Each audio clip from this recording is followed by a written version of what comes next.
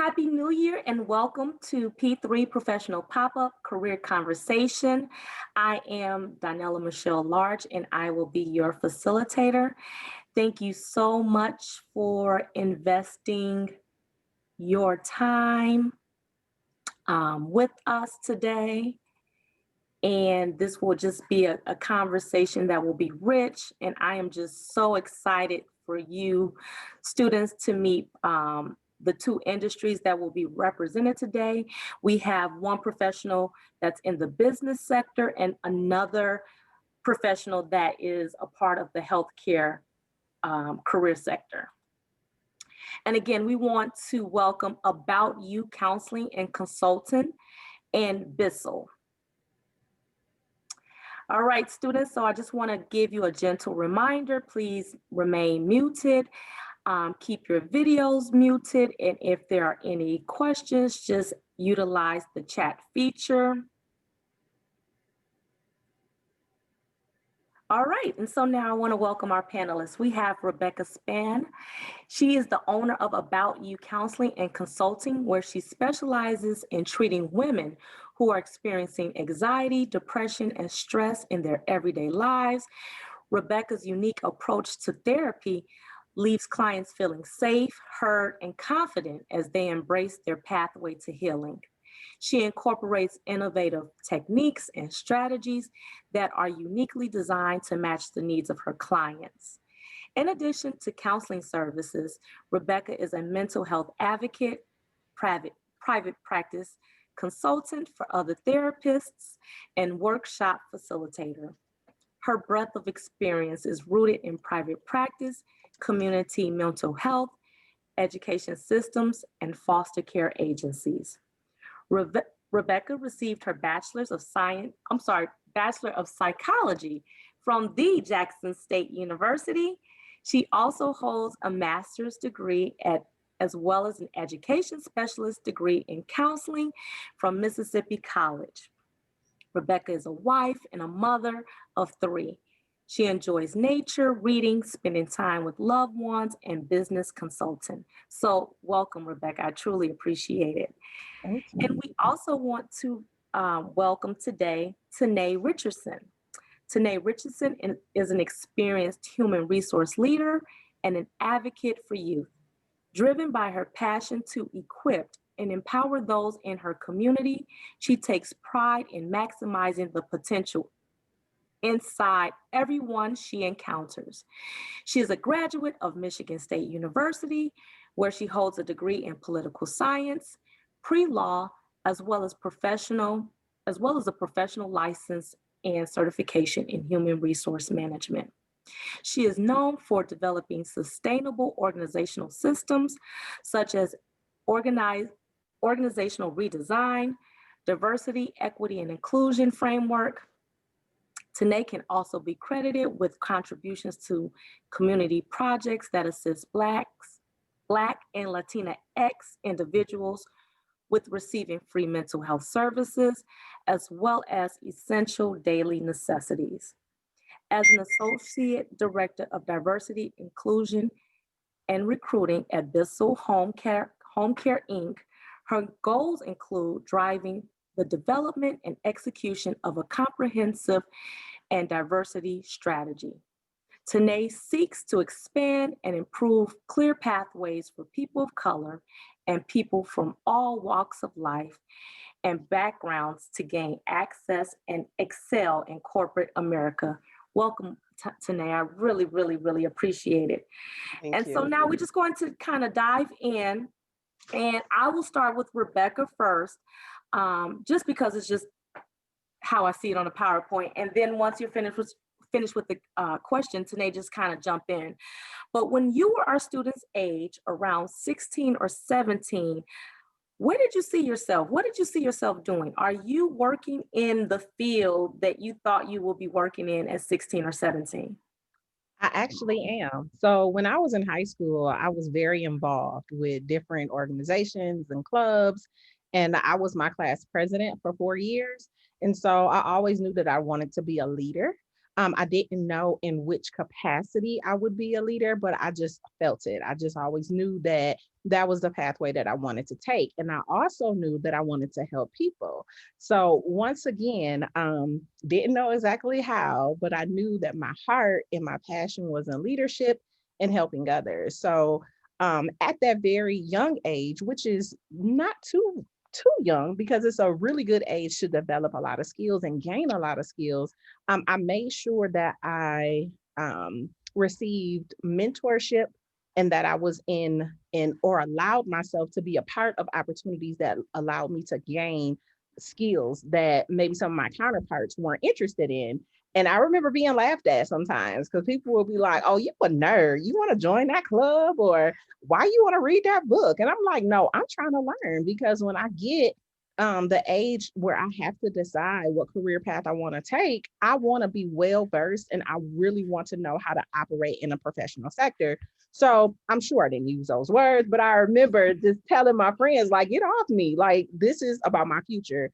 And even now, when it comes to me and my counterparts, they're like, I always knew you would do something. Like, I always knew it. You would always just be in a book, or you would always be in some meeting or in a club. So, yes, at this age, despite what anyone may say or think, get whatever information you may need, Mhm. mentor or ask for a mentor, do internships, gain as many skills as you can. And one huge tip, if someone who is older than you tries to give you some feedback, constructive feedback about your behavior, your presence, things that you can improve on, take it.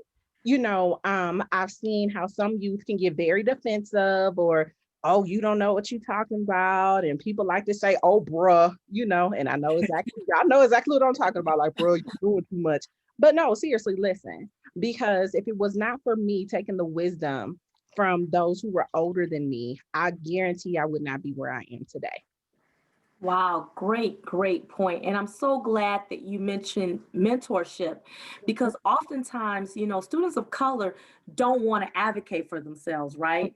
And Mhm. they don't want to seek out, that support. So I'm so grateful that you touched on mentorship. That's very important. Tanae, what about you? Great question. I have to piggyback everything Rebecca said. Mentorship, huge. I'm a mentor for a GBSU business. For me, it was a different path. I'm a mentor. I'm such an advocate for youth because, to be honest with you, I didn't have that overlaying of someone pouring into me at 16 or 17. It could have been a little bit of me at 16 or 17. I was so linear focused on becoming a lawyer or being a lawyer. That's all I ever wanted to be. I put all my eggs in one basket. I didn't seek out advice because guess what? I knew it. I Mhm. knew it all. I knew what I wanted to do. I didn't seek out the advice. That is a big mistake that I want to encourage, big tip to seek out the advice. Do seek out others, as Rebecca said, that are older than you, to say, do you think I'm going down the right path? This is what I'm seeing. I was in the debate club. I was always, to Rebecca's point, I was in clubs. I was always in my books. I was like unashamedly in my books, nerd. I'm about my books and I was about that life. So I really had a linear focus, which was not smart.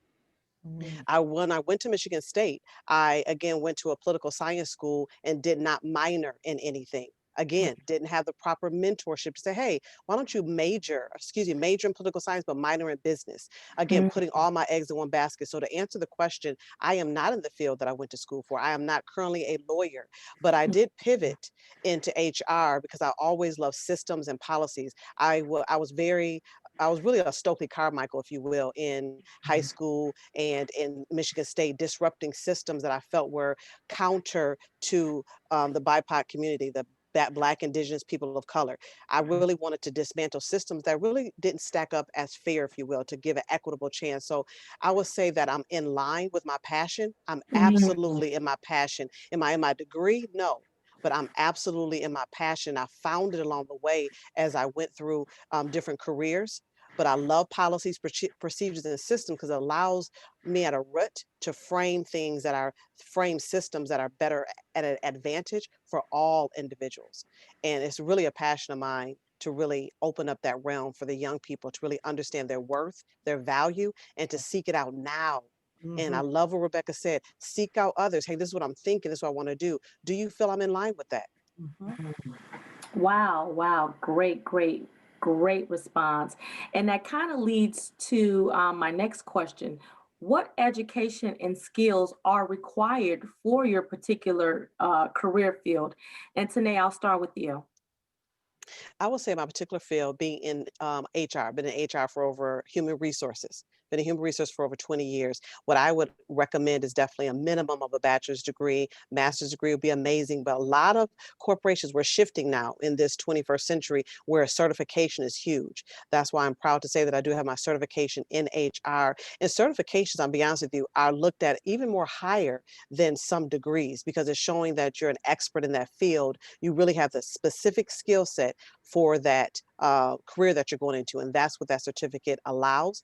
But at a minimum, a bachelor's degree for your college and definitely a certificate in your field of study. Perfect. What about you, Rebecca? So there are so many different sectors in mental health. So just depending on what sector an individual would like to go into, a minimum of a bachelor's degree. But in order to fully practice and to be a therapist, you need a master's degree. And then after receiving your master's degree, you have to do 3,500 or more hours of internship and seeing face-to-face clients so that you can gain those skills and also understand how therapy works well before you start seeing people on your own in your own private practice. So it requires a master's degree, it requires internship, it requires several tests, national tests that you have to take and pass. And then after that, you can pursue a private practice, but that's even after a time of being under like a provisional license. So that process can take anywhere from 3 to 5 years, depending on the individual. But yes, you must have that master's degree. Wow, wow. Great, great information. And so if a student is currently in high school and they are a part of this conversation and they want to know what courses can I take now that will align with that career path of being in the human resource field, business field, mental health, what classes would you urge students to take so that their course selection can align with their overall path of success as it relates to becoming an ultimately a therapist or an HR representative? What courses do you think they should take? Oh, Go me? ahead, Rebecca. Okay. Oh, jump in, whoever. Yeah, so I would definitely encourage students if they have statistics offered to do that in high school, but you'll also take it in college a couple of times. The reason why I'm suggesting to do it in high school is because you can get free tutors, you can get a lot of feedback, a lot of one-on-one if you need it. And the more and more you're surrounded by statistics, it helps you to understand it. And you do need to understand statistics when you get into therapy, because there are certain assessments and things that we use that comes from pulling that data and understanding statistics. Something else, psychology. I know that they do offer some psychology courses in some high schools. So if you have the opportunity to take one of those courses just to see what it's about, to understand what mental health really means, what psychology really means, how behavior impacts our daily interactions with ourselves and others, that would really be a really good course to take as well. And then biology. So I do nothing with biology now, but once again, when you're in college, these are courses that you have to take before you can get into your core courses. And it's important to have as much exposure as you can to some of those classes before you get into your core courses, because if you don't and you have to retake them, that pushes your time back from graduating. So, it's something to consider. If they have classes that are offered that may seem hard now, like some of those hard algebras, trigonometry, or etc., think about college. Some of those courses are going to be required before you can get into your core classes. So I just encourage anyone to take some of those classes now and get some exposure and get the most help that you can. Great, great, great information. What about you, Tanae? Yes, I agree. Ditto what Rebecca's saying. HR business. So I would recommend, because the great thing about human resources, it can overlay pretty much every sector of society. Any business you think of, there's typically an HR, human resources department. You can be in law, you can be in the legal field, you can be at an IT company, Google. So the great thing about that, I recommend a few classes as well. I would recommend government, Mm, law, because again, depending on the sector you're in, that's going to be great information, because a lot of things I deal with in human resources are legalities. I'm dealing with legal. Is the company lining up with different ethics and legalities that the state, local, and government? So that's a huge piece, a bit business as well, because I think really in any degree you go in, I think having the business acumen is huge. Rebecca owns her own business. She also has an overlaying of, you know, her specific sector of mental health, but she owns her own business. That business, if you, I desire to have my own business in HR one day as well. So having mm. that business knowledge acumen to run my own business, those math classes, so I can divvy up all those millions of dollars is going to be crucial. So business classes, as well as the legal classes, government are very important. English, Mm, a lot of documents. So do not take for granted those English classes, your acumen of your knowledge of writing. Any speech classes I'm doing a lot of, I interface with a lot of executives. So really knowing how to reach. Another key thing in speech is learning how to talk to individuals at whatever level that they're at, whether I'm talking to a high schooler, I'm talking to an hourly associate, talking to a C-suite, that's a senior vice president, CEO. So having those communication skills, that relatability is huge. I think those are some key points. Perfect. And now, Tanae, I think this is a great segue to get into your slide. So you could just tell us a little bit about Bissell. And then once Tanae is done with that slide, Rebecca, we'll just kind of jump back because I want you to kind of talk about your network, the BIPOC network. Okay. All right, and I'm excited to share with you about Bissell. Amazing organization to work with, and just some key points you may not know about Bissell. Number one, it is over, as the slide says, over 140-year-old organization. It is extremely old, but that is a good thing. It has an extremely great heritage, and the great thing about Bissell, its headquarters is right here in Grand Rapids. I think a lot of people don't realize that the headquarters sits right here in Grand Rapids. Another amazing fact, if your parents, if your grandparents have any Bissell products, you'll be amazed to know that the chemicals in those Bissell products are made right here in Grand Rapids as well. Mhm. Another cool factor is the CEO. I would say in 1889, the original CEO passed away. His wife became the first female CEO of America.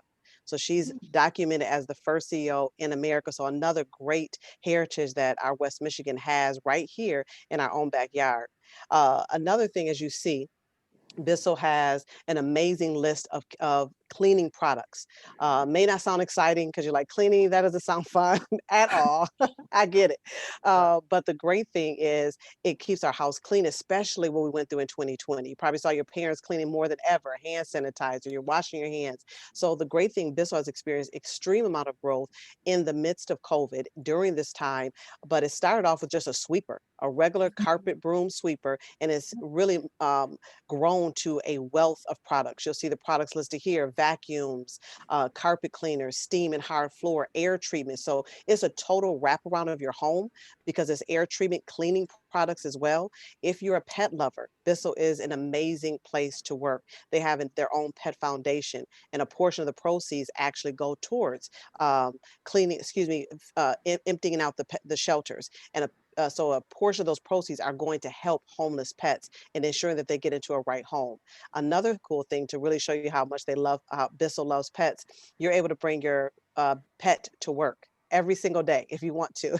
So it really helps for individuals that, you know, that's a really great emotional support or just love having their best friend next to them, to the point that there is a pet park at Wow. Bissell where you can take a break, you can play with your pet. So what I love about that, it really shows you a lot of companies, Google is huge for this, but work-life balance, having fun while at work, where it's not so rigid, get your work done, have this task. And I know a lot of you feel like that in school right now. You're just going from one class to the next, one assignment to the next, but That's the great thing about working at Bissell, and they have so many products. The great thing is Bissell's a global company, and like this morning, I was on a 7 a.m. call with China, Australia, Amsterdam, because it Wow. was 9 o'clock there, 7 o'clock our time. So global company. So while cleaning products may sound boring, there are so many career opportunities. If you love building things, building the actual infrastructure of the bottle, or actually building the vacuum, product engineers, IT, there's something called Internet of Things. That's where your Xbox or your PlayStation can connect to a vacuum, can connect to uh, can connect to the air purifier, can connect to your TV, your microwave, etc. So if you love technology, if you love sales, marketing, again, all these things you can have at one company. But the great thing is you can talk to someone in a whole nother country and learn about all the different legalities and all the different cool things that are happening in that society. So again, there's so many great things happening at Bissell, and there's so many opportunities because it's a global company. And that's what I really want to share with the students, that you can stay right here in Grand Rapids in West Michigan and travel around the world at the same time. Wow, I'm so glad you touched on the fact that one organization crosses so many career sectors. I know a lot of times, students are like, I'm really interested in IT, right? Or I'm interested in engineering. But here's a company right here in your own backyard. Just take the time to research, So I'm so glad that you touched on those cross career industry sectors, and how students can just work in one industry but still land their dream job, whether it's IT, engineering. I love that you touched Yes. on that. And so now, Rebecca, I was reading your bio, and I really, really want you to talk to our students more about your BIPOC therapist network. Can you expound on that a little bit? Yes. So I do apologize for not having a PowerPoint. I didn't know exactly what to No, put on it. So I was like, I'll no, just talk. it's all But good. I actually came back from Jackson, Mississippi in 2017, and the majority of the population in Jackson, Mississippi is Black. And so upon arriving back to Grand Rapids and recognizing that the environment was different, not in a negative way, but it was just a culture shock for me, just to be completely honest. I was like, where are the other Black and Brown, meaning Latinx, Indigenous, Asian, just other clinicians? And I had a really hard time finding us.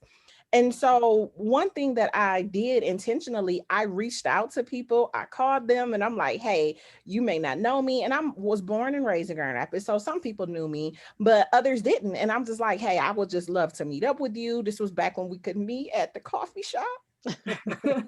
But we would have coffee or lunch, and I would intentionally get to know people because I'm like, I'm looking for a sense of community. And that's something that in the South, in Jackson, Mississippi, that we had, especially in the professional realm, because you can look for a doctor, a nurse, a lawyer, a police officer, and they all were African American. And so that was so inspiring to me that when I came here, I missed that. And so I intentionally reached out to different professionals and, just got to know them. And one day I was like, you know what? I ought to create something that allows us to meet in one space. And so a dear colleague of mine, Janae Beville, I reached out to her and I was like, hey, would you be interested in starting this with me? And so during that time, there's been a lot of foundational things that have occurred. We are now a nonprofit organization. It started as a Facebook group, and we have 185 members, but those are not all licensed clinicians. Those are either students who are in school for mental health, those are interns, those are doctors. That's Wow. We have some behavioral health nurses, psychiatrists, private practice clinicians. We have some people who work in residential or in the juvenile detention center or systems. So there's a plethora of professionals who all fall underneath the mental health sector that are a part of that group. And so we do different things like outings, networking events. We do events for the community. Our public page is Mental Health Clinicians of Color in GR. and dash public page, and that's on Facebook. And so we host different community conversations, and that's, you know, just broadcasted across Facebook. And those conversations have been really, really good. We actually have 2 more coming up in the next month and a half. And so we do a lot to reach out to the community. But the biggest project, one of the most amazing things that I really wanted to work on, is a directory. And so once again, Wow. I'm solution focused. So just doing some observing, I came back and once again was like, it has to be a place where we can find each other. Meaning, if I'm a professional and I had a hard time locating other Black and Brown therapists, I know our community does too. And the evidence comes from just different groups on Facebook, and people are like, can you help me find a Black therapist? Can you help me find a Latinx therapist? Can you help me find? And so I was like, you know what? I ought to create a directory. And so from the city of Grand Rapids, who was so gracious with their neighborhood match fund, I applied for that. Our organization was able to get that $10,000 grant. We've used those Wow. funds. Yep, we've used those funds. Thank you, thank you, thank you. Seriously, we've used those funds to fund the directory. We're able to do community conversations and compensate the clinicians who are on the panel at a rate, not just a discounted rate. Like, we pay them their rate, their worth, their value. That's a whole nother topic. Mm. That's good. Because oftentimes in mental health, people feel like mental health professionals should do things for free. And that is a huge misconception. We should be respected. We should be paid just like lawyers, doctors, any other professional. We went to school, we have training, we have student loans that reflect all of the training that we have. So yes, you know, and also breaking down that myth that mental health professionals should just be volunteers. We do make sure that every clinician that is doing something under our name is paid accordingly. But on to the other good news. The directory will be launched mid-February. We are in our last trials of just making sure that everything runs smoothly. It is user-friendly. It is a one-time payment of $50 a year for any clinician that wants to sign up and be listed. And so we will be looking for that to launch pretty soon. But yeah, we're just looking to grow, to continue to build community amongst one another, to offer resources, and then ultimately be a united front so that we can go out and build and bridge the gap between mental health disparities and disproportionate services that people of color receive compared to our counterparts in the city of Grand Rapids. So we are actively working on our purpose and our mission, and every single day, so many people are being touched just by us being a network. So yeah. I'm so glad you, Congratulations. Thank yes, first you. of all, congratulations, Rebecca. Thank I'm you. so glad that you touched on a sense of community. I'm so glad you touched on, you noticed that there was a problem. You wanted to fix, you wanted to develop a solution where individuals can identify professionals of color that's in the mental health career sector. And that's important. And the reason why I want to say that is because representation matters. If we want to develop students and we want them to become interested in these career fields, they have to see someone that looks like them. Yes. And so now that I know that you guys have a community, you have a directory, I know that I will definitely tap into you and reach out to you, because we want you to go into the schools when it's safe. But right now, Yes. utilizing this virtual space, we want you to talk to your future talent. We want you to talk to, those students, because oftentimes kids don't see individuals that look like them. Yes. So you don't have someone tailoring that conversation. And so I'm so glad you touched on that. And I get what you're saying. I graduated from Jackson State. I do miss that sense of community. And I too moved here and I was like, okay, where are some of the individuals that look like me within the same Right. career field? So I'm so glad that you touched on that. If I can say this real Please. quick too, this is what's so powerful about what Rebecca's saying is I've been dabbled and it was an advocate for mental health and assisting individuals getting the services that they need, especially in the Black and Latino community. And what's so powerful, what we're going through with our young people, is dispelling the myth of what when to receive services. I think that's huge in the Black community, where we're not waiting until, or no, we don't do that, or just understanding what stressors and anxiety looks like, to just talk to someone. Yes. The power of just talking, getting it out of your head, having that conversation. This is how I feel. This is what I'm thinking. It's so powerful to dispel the myth of you're not crazy because you talk to a therapist. Mhm. You're not. That's a misnomer. It's getting the services so you have a balance. All of us deal with that. And at a young person, I think sometimes I want to continue to encourage them to have those conversations, seek out individuals that look like yourself. I think that's where there's a comfort level and Yes, there's an understanding. it is. That's what I noticed as well. So I just encourage young people, the year that we've had, the going to school, staying home, it's been a teeter totter. It's been a crazy cycle. So I just encourage you to use Rebecca services, because it is just to get that off your mind, your chest, etc. It's a powerful tool. Absolutely. Amazing And point. can I add something else? Just Please, one more. please, Um, please. Piggying off of what Tanae just said. So if you were sick and you had a fever, a runny nose, or a horrible cough, you will go to the doctor Mm, without question. mhm. And something that I always have to remind um, our people is this is no different than making sure that you go and get a checkup from someone who is educated and understands emotions and mental health symptoms so that they can make sure that you're okay. So if you would go to the doctor to get checked up, if you would take medication for a cough or a cold, because sometimes with mental health symptoms, you need medication and that's okay too. Everyone doesn't, but some people do, and that's absolutely okay. So, I just want to encourage once again the young people to consider that, because it is okay to talk to someone. If you don't have anyone that you feel like you can trust in your close circle, just say, hey, mom, hey, dad, can you sign me up with a counselor? And whatever you and that counselor talks about is between you and them. It's confidential. They can't go back and tell your parents, believe it or not.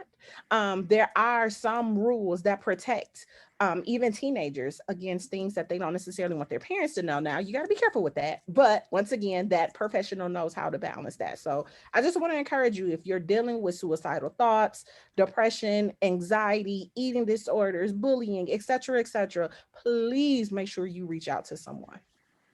Excellent. Oh my gosh, this conversation is so rich. I feel like we are at a coffee shop right now. Uh, this is really, really good information. And Tanae, this next question is for you, because I know that Rebecca did an amazing job of just touching on the fact that she noticed that there was a lack of representation. So she was intentional about, developing this network. What does representation look like within your organization? Is it diverse? And if not, what are some of those what are some of those I guess not barriers, but what are some tools, what are some things that you are doing if you are the only person of color within your business? What are you doing to actively recruit other professionals of color? So glad you asked, because in my role partly exists because of the disparity that exists identifiably at my corporation, which they're aware, they're actively wanting to change that. So that's one of my roles. I have, I would say, a major dual function, because looking up, I'll say we recognize that I was brought on to ensure that we're bringing in people of color intentionally, Mhm. going out to seek people of color, different backgrounds, veteran status, women, people with different abilities, with different physical abilities, all different areas of diversity. So the company right now has a goal. We have a goal to seek out and recruit intentionally, ensuring that we're mitigating bias in the hiring practice, looking at all those different areas, even to the point of job descriptions. Some individuals, some women, some people of color look at job descriptions and may say, you know what, this doesn't seem inclusive. This doesn't sound Mhm. like something me, or I'm looking at a website. I don't really see myself or my friend represented. So these are things that we're actively seeking to change. So it comes from a marketing standpoint, where now there's efforts of becoming a hunter. And I say a hunter, meaning we're hunting, seeking intentionally, wanting to attract. That's why I'm encouraging the students, stay in West Michigan. We want you at Bissell. When you go to college, come back. If you leave out of Michigan, come back. We want you. And then the individuals that are there, creating a sense of belonging. So create an inclusive environment where there's called employee resource groups, where you find, like Rebecca said, you find a group or organization that looks like you, that thinks like you. So it's not just the way you look, it's also how you think. So we want individuals that think differently. That it's just like I think of if you seek out someone outside of your friend group. Everybody in your friend group may think the same. Everybody in your friend group may have all the same habits. But now you're like, you know what? Let me look up, let me invite such and such to our friend group. They don't really act like us or look like us. That's what we're doing. We're inviting individuals to the organization saying, no, we want you here. We're intentionally lifting up the flag saying, hey, come here so that we can be more diverse. The transparency is we're not there yet. The goal is to get to the point of intentionality saying, no, we want a large representation so we look like the people that purchase our product. We look more like the community that Grand Rapids is evolving to. And I can't stress enough where there's that diversity, there's equity, and there's inclusion. That's in wages. You want to get paid the same. You want to be thought of at the table as a Black woman, that my my voice matters, as a Black man, as a Latin young man. You want to know that that I matter and I have a sense of belonging. So really, once that happens, people have a tendency to speak up. Mm. They have a tendency to raise their hand to go for that promotion. Where I wanted something so powerful that I heard, where we've been sometimes, when I was growing up, I'm aging myself a bit. My dad used to say, you got to work twice as hard. You got to be twice as better. And at the time, I think he was telling me good advice. That's what he knew, because that's what's passed on to him. But what we're unintentionally telling our young people is, you're not better, so work harder. Or you're not enough. Wow, great You're not point. enough. So Great. guess what? Yes, there's some things that are stacked against us, but guess what? There's a lot of things that are working for us. For myself, for example, the position that I hold, I'm intentionally looking at qualified, diverse talent. So no, you don't need to work harder. Go to school, get your education, work hard, period, because of the integrity, because of how much you love yourself, you respect yourself, because you know that you're enough. You're smart, you're intelligent, you're putting the work in, and you will be compensated and valued based on your education and presenting yourself. Yes, there's some things that absolutely are systemically uneven, and we've got to work together as a community to work through that. But I just want to just piggyback back to that never think you have to work harder, do more. No, because it's unintentionally telling our kids you're not enough, and you absolutely are phenomenal. Great point. We have about 2 more minutes, so I want you ladies to just take a few minutes and provide our students with a little bit of words of wisdom. As they continue to navigate their career path, what it is they want to do, just kind of give them some words of affirmation and let them know what it is that they they need or what should they look for. What pitfalls to avoid. Like, can you just provide them with that final word that will kind of leave a lasting impression? And I'll start with you, Rebecca. Whew, there's so much I can say. I would definitely say honor your emotions, Mm. respect yourself. And if you don't know what that means, it is okay to ask for help in that. Know that this path that you are on, so many people have done it before you and they can help you. Taking advice, allowing a mentor to pour into you, being in spaces where you are the only one, that is okay. Or where you are the youngest one. Don't let your age determine what you can do, because you can be a very powerful leader at even the age you are now. So don't feel like leadership comes with a specific age. It does not. But continue to work hard. You are enough. You are important to us because you will be handling our future, my future. And I just want you to go forth and do great things. And I want you to make some mistakes. And some people may say, oh, that's not good advice. But no, it really is, because we learn our best when we make mistakes. And so if you're told to always be perfect, that's not true, because no one is perfect. I want you to make mistakes. I want you to enjoy life. I want you to make some decisions that you sit back and say, oh, maybe I shouldn't have done that, because that's powerful self-reflection. So, continue to go forth in the world. We're waiting on your gift. We Mhm. appreciate what you're going to give us and what you're going to do to honor yourself and honor the world. We're waiting on you. So thank you for allowing me to be here, and just keep up the great work. Perfect. Tanae? Yes, ditto, ditto, ditto. So powerful. I totally agree. I I would recommend so many of that in leaning into your mistakes, leaning into your emotions. And I think at the age that you're at is you're such a leader in your own right. You're such a general in your own right, and become a general over your emotions, become a general over your path. And it's okay if you don't know exactly your path. The great thing is you're working it out. And as we've been saying through this time, seek out individuals that are older than you, or at your say you think, you know what, this person seems to like kind of know their path, even if they're your same age. Seek out individuals that are in the field that you think you may want to go into. So proud of my son. He wants to be an architect. He sought out a Black architect this summer and blessed him with the internship. Had a phenomenal experience with someone that looked like him to ensure, is this really the path that I want to go in? So I encourage you, no matter your age, speak up, advocate for yourself, Yes. advocate for your intelligence. Even if you get back, you're getting not a good grade on this class or that, continue to lean into those mistakes, lean into anything you feel like you are disappointed about. Have a self-reflection. Say, how could I have done better? Have that self-compassion, and don't be so hard on yourself. Because I tell you, when you master the art of self-compassion at the age that you're at, you will grow up to continue to be a healthy adult. It's something I'm continuously reminding myself still now.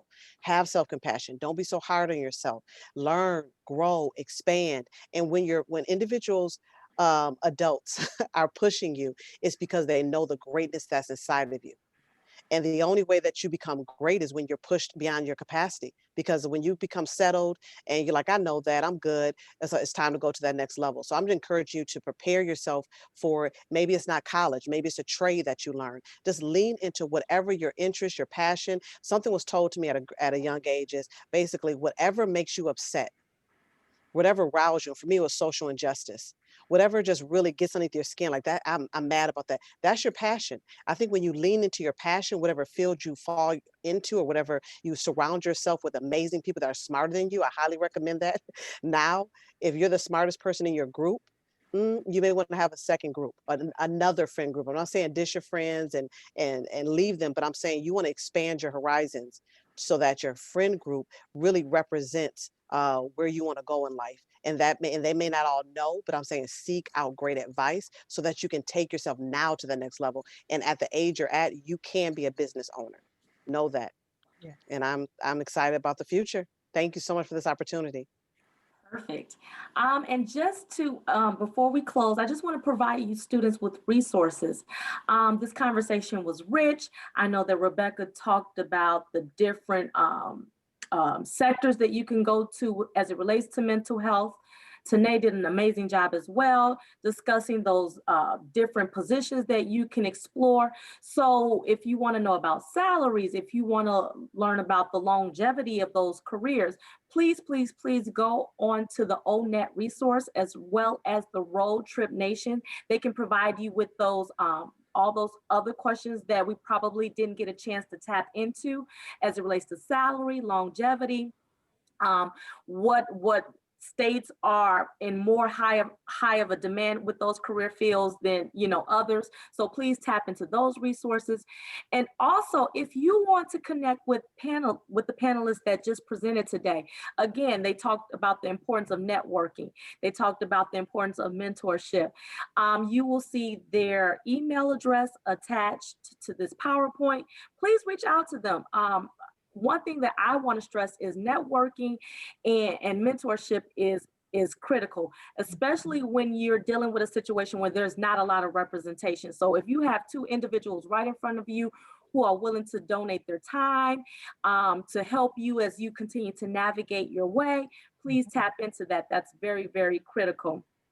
And I just want to say this conversation just really blessed me. I am thankful for the two of you. Um, just the importance of students seeing someone that looks like them, right? That talks like them, that moves like them. That's why I do what I do. I didn't have anyone to say, you should go into this career path because of, I just kind of went to Jackson State and I said, I like kids, I'm going to major in education. So I didn't have those fundamental steps. I didn't have someone walking alongside of me. I didn't have anyone to provide me with those resources. And so that's why I'm passionate about what I'm doing. I don't want someone, getting into thousands and thousands of dollars of debt doing something that they're not passionate about. So I just want to thank you two for your time. Yes. Students, please tap into our panelists. Make sure that Yes. you reach out to them if there's any questions, internships, whatever it is that you want to ask, please make sure that you email them. And I just want to say thank you too for your time. And if there's anything that, don't let this be the last time that we connect. I definitely want you to continue to pour into our students. Absolutely. Thank you. Yes. Thanks